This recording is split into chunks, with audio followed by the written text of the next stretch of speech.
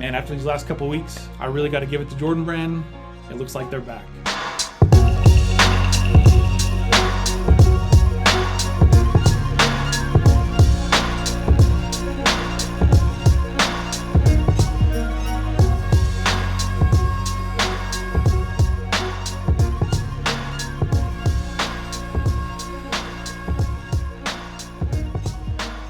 What's going on, everybody? Welcome back to Sole Vice. It feels very good to be back. It has been far too long, but thanks to Jordan Brand, I kind of got the energy back. They gave me the energy back. They brought back the energy to the space, and it's felt good to kind of go after Jordans again and start trying to collect Jordans again.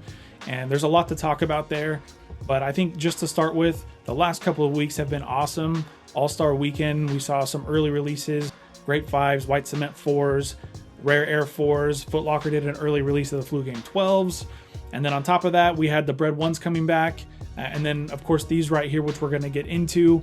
But I just have to say right now, things feel very good, and I'm excited for the year to come. Now, today, of course, we are talking about these right here. These are the Air Jordan 1 High OG Black Toe Reimagined. These were originally supposed to release in October of last year, but they pushed that release all the way back till February 15th. And that just so happened to coincide with another release of a very coveted pair of Air Jordans, which was the Air Jordan 1 in the 85 version, in the bread colorway or black and red colorway or band colorway, whatever you want to refer to them as. That was a very sought after pair. Now, I do want to give you guys somewhat of a hot take on those Jordan 1 85 bands. It does pertain to these, so bear with me here. A lot of people were upset about how limited that pair was. Obviously, that's arguably one of the best shoes, if not the best shoe of all time. My opinion might be different on that, or yours might be different. But if we're just talking about in general, arguably one of the best shoes of all time, if not the best. They were very limited. Reports range from 10,000 pairs to maybe 23,000 pairs, somewhere in that neighborhood. Whichever one you want to go with, if you want to go on the lower or higher estimation of how many pairs there were, that's still very limited for a shoe that obviously a lot of people are going to want. And because of that, a lot of people were upset that they were limited. However, I think that was a perfect shoe to make limited. We know it's not a secret really that the energy, at least on Air Jordan 1s, definitely took a nosedive over the past year or two. So they want to bring that back, right? So you've got a few different Air Jordan 1s that are releasing early this year. They picked that one to do super limited. Now there's another shoe coming out just next week that cross my fingers I'm going to get these. Union Air Jordan 1s in the Chicago and Shadow colorway. That shoe reportedly has a lot of stock. Now, I still think those are obviously going to sell out, and I don't think it's going to be easy to get those, but reports are there's going to be a lot of pairs out there. So if I'm looking at those two shoes, we've got a shoe in the Bread Air Jordan 1 that obviously a lot of people are going to want, and then we've got the Union Air Jordan 1s. We know that they are not going to be done releasing band or bread or black and red Air Jordan 1s. Those are going to come out again probably in another 4 or 5 years. That's just kind of like the track record. Those have been retroed many times. And then you've got something like the Union Air Jordan 1, which, I mean, if we look at Nike and Air Jordan today, it's possible that we'll see a re-release on those. But chances are, if we do, it's going to be a one-off and it's going to be many years down the road. I personally would rather have a better chance to cop a shoe like that that's going to be a one and done, especially when you look at the resale prices of the other Union Air Jordan 1s. Super high on the resale market, right? The Bread Air Jordan 1 is a great shoe, a fantastic shoe, but I'm pretty confident we're going to see that shoe again. So in my opinion, picking that shoe to be the limited one, you know it's coveted enough that people are going to want it, and then you make it limited to kind of get that drive back, that hype back. A lot of people talking about the shoe just to get excited for kind of the year ahead. I think that was actually a smart move, and if I'm picking between the Bread or the Union Jordan 1s on which ones I want to be super limited, I think I'm going to go with the Bread 1s just because, again, we're probably going to see them again. So chances are, even if you missed out on this release, somewhere in the future, as long as you are still around for sneakers, you're going to get your chance to get your Bread Air Jordan 1s. Now, the way that relates to this shoe, obviously, like I said, they pushed the release of this shoe all the way back to release right around the time of those Bread Air Jordan 1s. And I think that was a smart move just because I think this shoe was not going to get the love that it deserved back in October. There's been quite a bit of Jordan 1 fatigue just because so many pairs have released between 2018, 2017, and now. It just seemed like it got to a point where it was like every single week there was a new pair of Air Jordan 1 highs. And it got to the point where people just kind of stopped caring about the shoe. I think that's pretty sad. I do think that this is a very special shoe, and I think that Jordan Brand should do a good job to make sure that they stay special. And I think that they're kind of starting to like reset the clock on that a little bit to hopefully bring back some of the special feeling to the Air Jordan 1, just to make it so it's not like one of those shoes where, like, honestly, I just completely stopped paying attention. This was a pair that I was, you know, interested in from the beginning because it's an OG colorway, so on and so forth. But I think in order to have this shoe get as much love as it deserves, I think it was smart to release it around a time where the Breds were going to be coming out. People were going to be going crazy for that shoe. And I think the whole consolation prize narrative around this shoe is pretty unfair. I don't see this as a consolation prize, but at the same time, I kind of understand the idea. There's a lot of people who are going to want those Bred 1s. They're not going to get them, but they're still going to want a classic pair of Air Jordan 1s. And these just so happen to be coming out right at the same time. So I think a lot of people are going to end up copying these who might have slept on them back in October. All right, now let's get into the backstory of this particular pair of Black Toes. I have to say the storytelling on this pair is top notch. It is right up there with the Lost and Found Air Jordan 1s. I think they did a very good job of kind of like telling the story of this shoe and giving it a little bit of that like extra sauce that makes it that much more special. And I'm definitely here for that. I think the main idea on these was really to go all the way back to 84 is technically when this shoe kind of like first popped up and we knew that it was a thing. I say we, I wasn't even alive back then, but it was something that was known to be coming, right? I think they wanted to go back to that time, kind of put us in a time machine to go back. And I think there's a lot of really good like pieces and details that came along with these to really give that vibe. Now, the first detail that I think they knocked it out of the park with to bring that vibe back that I was talking about is the box. Obviously, the box is the first thing you're going to interact with when you buy a new pair of shoes. And so with the box here, they take one of the original promo photos for the Air Jordan 1 and they wrap the box with this. You have this iconic photo of Michael with the Air Jordan 1s wrapped over his shoulder in the black toe colorway. So this is, again, kind of just like that first thing that you're going to interact with. And I think it kind of just starts the tone very well. Next detail on the packaging that I think is awesome. On the inside of the lid here, you've got the Wings logo, which is obviously missing from the shoe, but we'll get to that a little bit later. But it says Special Attention M Jordan. So this is kind of giving you that vibe that like this pair was for Michael Jordan. He's opening his first kind of prototype or sample of the Air Jordan 1. So I think that is awesome. And then once you open the box, you also have this paper, which I think they did such a good job on. They have these awesome photos on here. One of them I've actually never seen before. And in preparation for this video, I was trying to find it on Google, but I couldn't. But it's a photo of him just kind of like standing and talking with another gentleman who I don't know who it is. If there's any OGs out there or old heads who might know who this guy is, please put it in the comments because I'm really curious to know this part of the storytelling aspect. But he's standing with this other guy who's, by the way, his fit is super nice, by the way, I just have to say.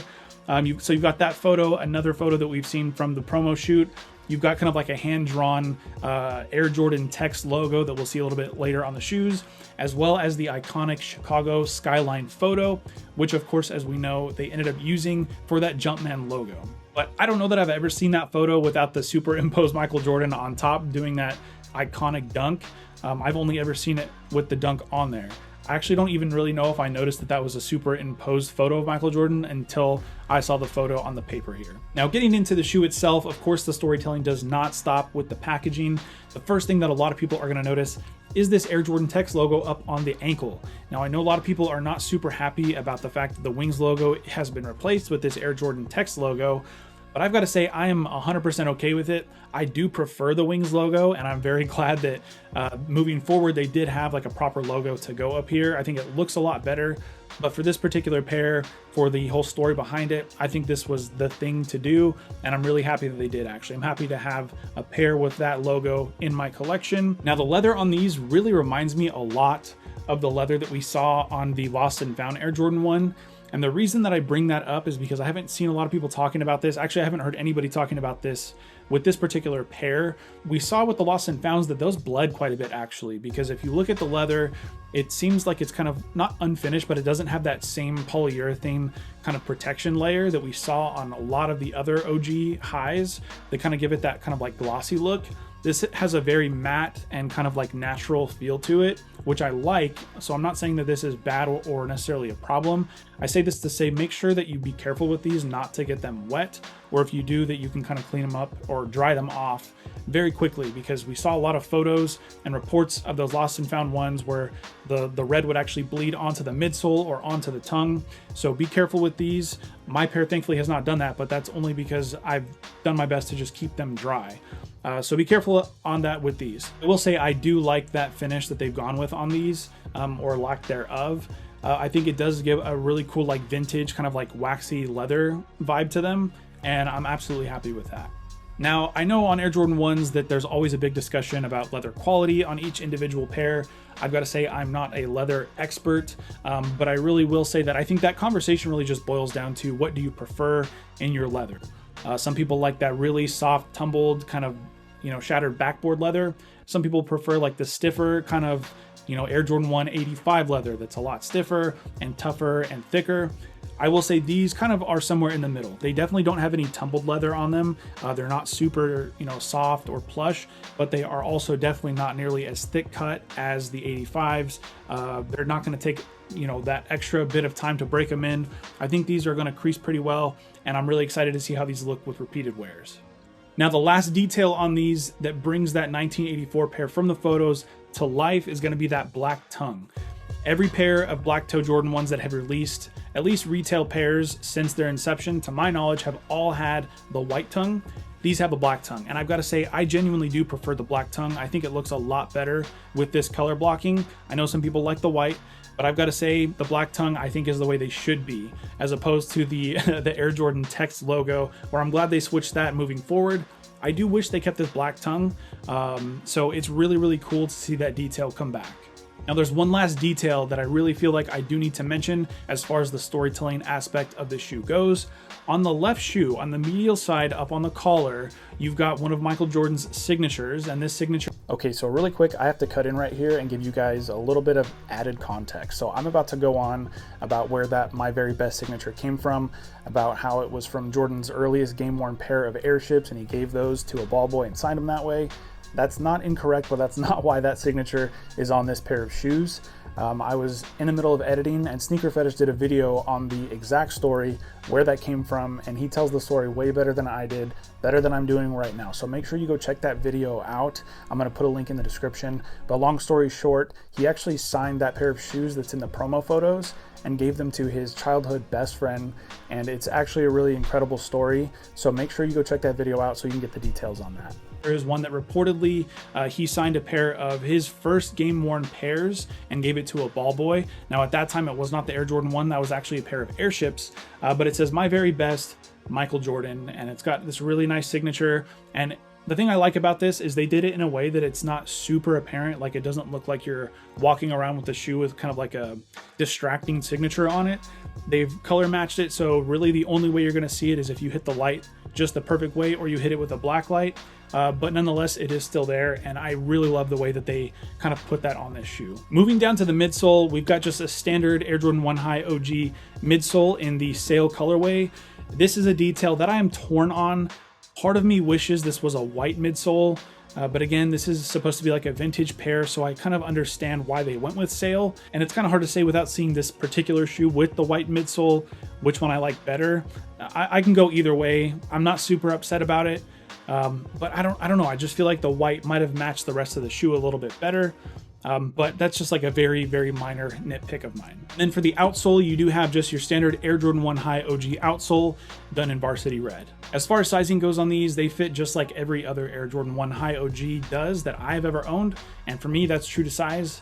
For you, that might be something different. They do fit a little bit roomy, so if you're somebody with a narrow foot and you've never had a pair of these before, you might be able to get away with going a half size down. But for me personally, true to size is the way to go. And then I know comfort is big for people these days on shoes, so I do like to mention that as well. I am one of the kind of, I guess, rare people who thinks that Jordan 1 High OGs are pretty comfortable. Definitely not as comfortable as a New Balance 993 or anything like that. But I will say, I think they're pretty comfortable. They're definitely not the least comfortable Air Jordan that I've ever worn. So if you're somebody who's kind of used to like that neutral feel that an old school sneaker with just like a rubber midsole is going to give you, that's basically what you're looking at here. All right, so my final score on these, I'm gonna give these a 9 out of 10. The reason they're not a full 10, and really my only gripe on these, is I actually do think this was a little bit of a missed opportunity for an Air Jordan 1 High 85 release. I think these would have been that much better tied in with the story with that original sample or PE. And if you look at the photos, it just kind of like gets me itching for the pair that's in the photos with that oversized swoosh that's just tucked so perfectly in that side panel, and that, like, you know, a little bit more classic 85 leather. I think this shoe, I know this shoe, absolutely 10 out of 10 if these were a high 85. So for that reason and that reason alone, I am going to give these a 9 out of 10. Other than that, I think these are absolutely perfect, and I'm super happy to have these in my collection. But I do want to know what you guys think. Let me know down in the comments. Was this a pair that you ended up picking up? Are you passing on these? Do you still want a pair? I will say there's quite a few pairs out there still available. So if you look hard enough, I'm sure you can find your size in these. They did do a full size run, so family sizing's there. If you want sizes for the kids, they're pretty much all out there to get. And in the meantime, make sure you stay tuned. I am going to be releasing like 4 or 5 reviews coming up here soon. Like I said, Jordan Brand really brought that energy back, and it's got me excited again. So you guys are going to be seeing me a little bit more often. So until then, make sure to wear your damn shoes, and I'll see you guys in the next review. Later.